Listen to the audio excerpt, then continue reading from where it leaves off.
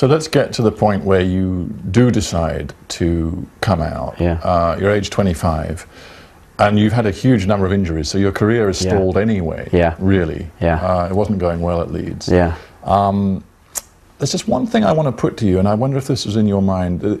Perhaps the only very well-known elite-level player in the UK before yourself who came out was a guy called Justin Fashanu, who was a gay player in the 80s, late 70s and 80s.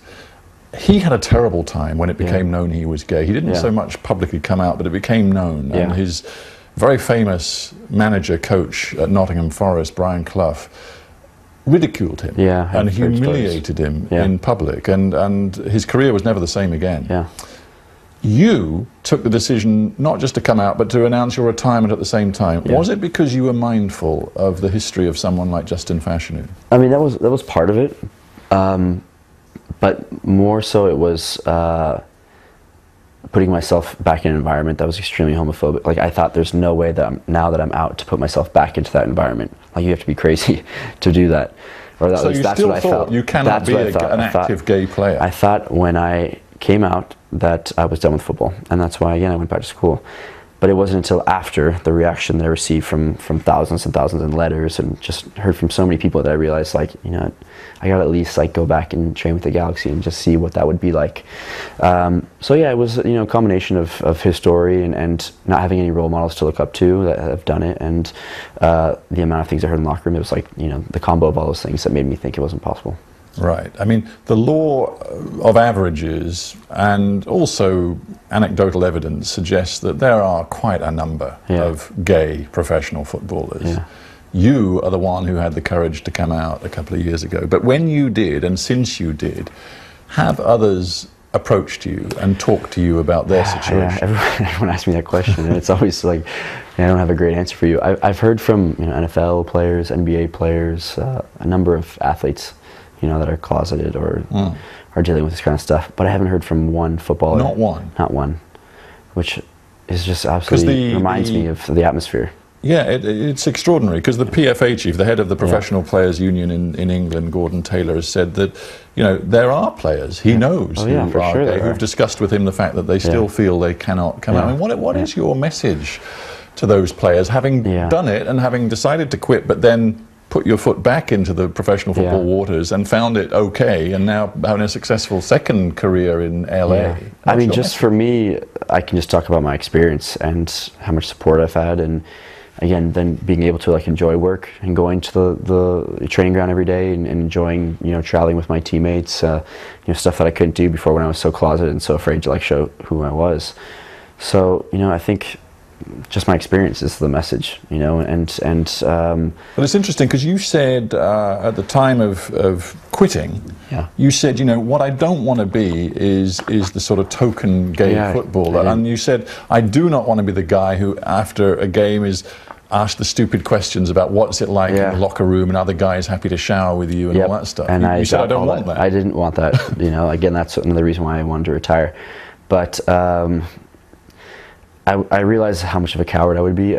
I went back to the States, and I was speaking with like this Nike and this organization called Glisten, and the kids at the end of the conference were like, all right, Robbie, I'm gonna go home tomorrow. Like, what kind of difference can I make?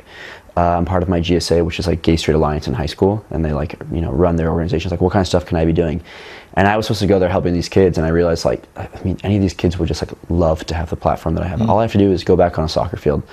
So it took me, you know, 4 months after I retired to realize that, like, I just have to go back on a soccer field, do something that I love, and like sack up and just like, you know, play. And it wasn't ever my intention to do this. It wasn't ever my intention. I mean, I'd be lying if I said I wanted to help, you know, thousands of kids. Like, it wasn't my intention. I just want to come out and be happy. But you know, I'm very lucky to be able to help people by doing that. So, and you've had a successful season. The last season in the MLS, you know, with the Galaxy, and you won the Cup, and it's all going great. But do you still feel there is a sort of a metaphorical label over your head every time you run out onto the field? No, I don't think about it, and I don't think the fans in LA do either. I think they care if we're going to win a championship or not, you know, and how the game's going. Last year I did. Last year I was very aware of it. I was aware that I was the only gay one in the locker room. I was aware of, having to relate with people. But that got over quickly, and the transition has been pretty normal, very smooth. So I actually never think about it when I'm going to work anymore. Not so long ago, we interviewed the famous, successful gay actor Rupert Everett. He's had loads of parts in movies, he's been successful on stage, but he says, controversially, he still says, if I am advising a young actor today who is gay and on the cusp of making a decision about whether to come out or not, my advice might be, don't, because it's going to restrict the number of roles you get, the types of roles you get, and if you want to be an A-lister and you want the big career, think very carefully before coming out. What would your advice be to the young footballer who might be, equivalent to Robbie Rogers, age 16, deciding what to do? I mean, if I had the courage as a youngster to come out and just be, an amazing role model for people and to be extremely talented. There's tons of them out there.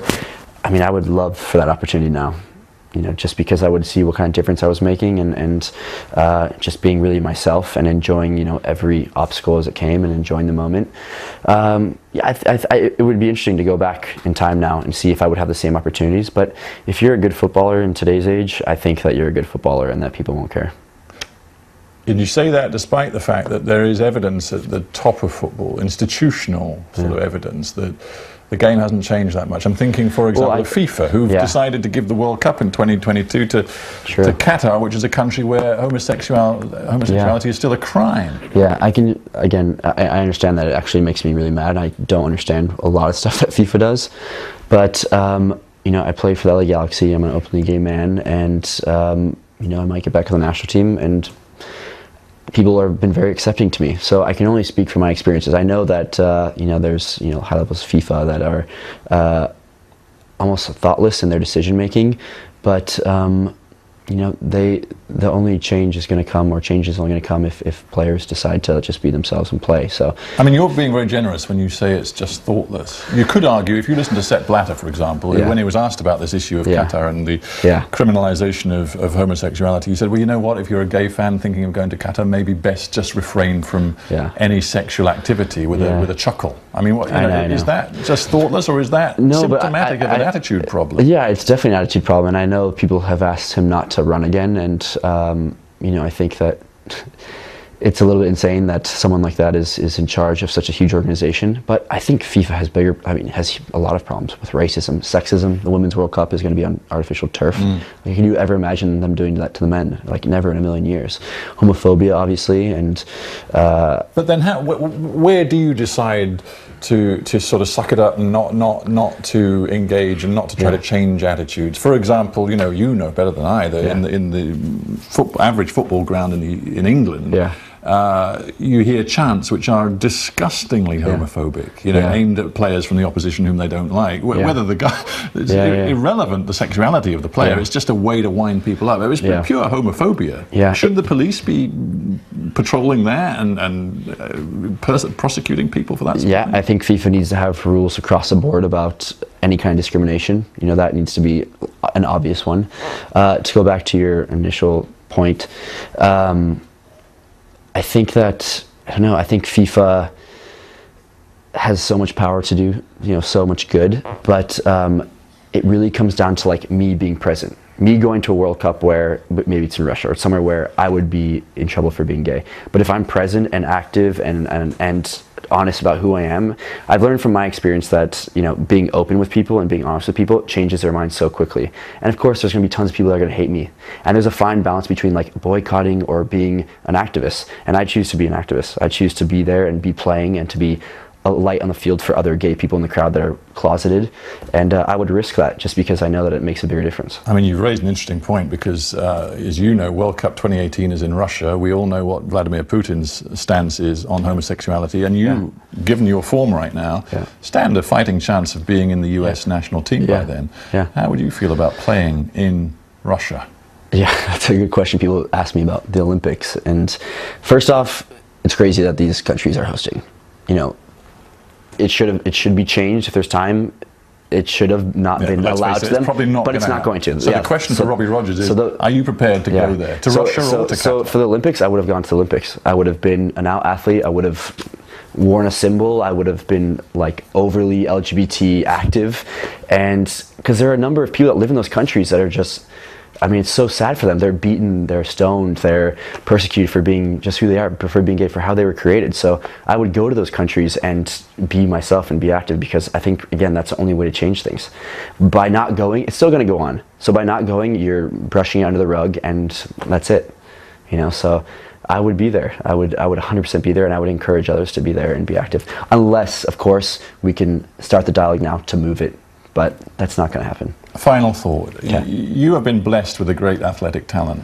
It's made you a great footballer.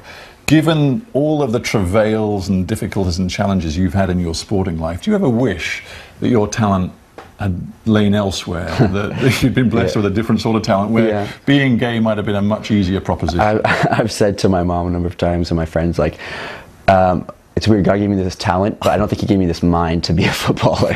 I think he, maybe if I could have used these in some different way, some other creative world where it would be easier. But I mean, I get to change, especially the younger generation's mind about this stuff. I get to encourage people that struggled with the same stuff that I struggled with to continue to pursue their dreams. So, you know, I love what I'm doing, and I love, it's been a tough road, but you know, I'm happy where I am at now, so yeah, I don't regret it. It's a good place to end. Robbie Rogers, thanks for being a hard talk. Thank you. Thank you very much.